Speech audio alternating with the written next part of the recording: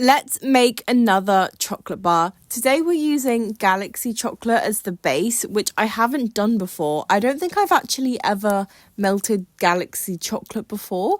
I, for some reason, thought that it melted badly, but it doesn't. It melts absolutely fine. So I'm using 2 big bars here, just melting them down to make sure they're nice and smooth and we get a really good texture. I think this will taste amazing in the chocolate bar. As Galaxy has such a smooth, rich taste, I feel like it will complement the filling today really, really nicely. So I'm just making sure to get a nice base layer on my mold, and so that there's no crack showing through and it's a nice even layer, so that we can put our filling in, which is Greggs Yum Yums. We recently did a Too Good To Go order and we got these inside, so I thought what better way to test them than to put them in a chocolate bar. They are quite large and wide, so I'm hoping that I'm going to be able to actually fit them both in, but I just sort of went for it and just stuck it in there. I made sure to give it a little bit of a push just so that it flattened it slightly, because they were quite tall and they were sort of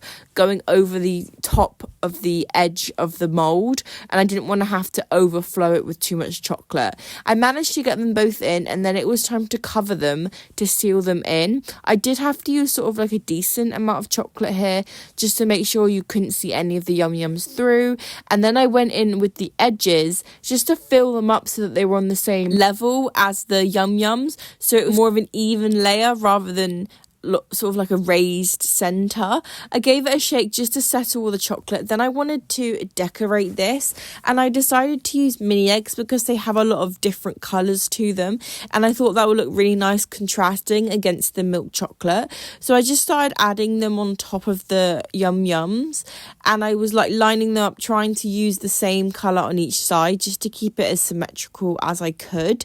I think it ended up looking really nice, having a pop of color.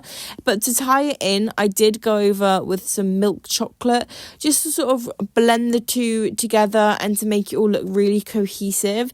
And I really like the way that this gave it a bit of texture as well, because it was quite sort of flat before. Now it's time to set it in the fridge. Come back for the taste test and comment any other chocolate bars you would like me to make.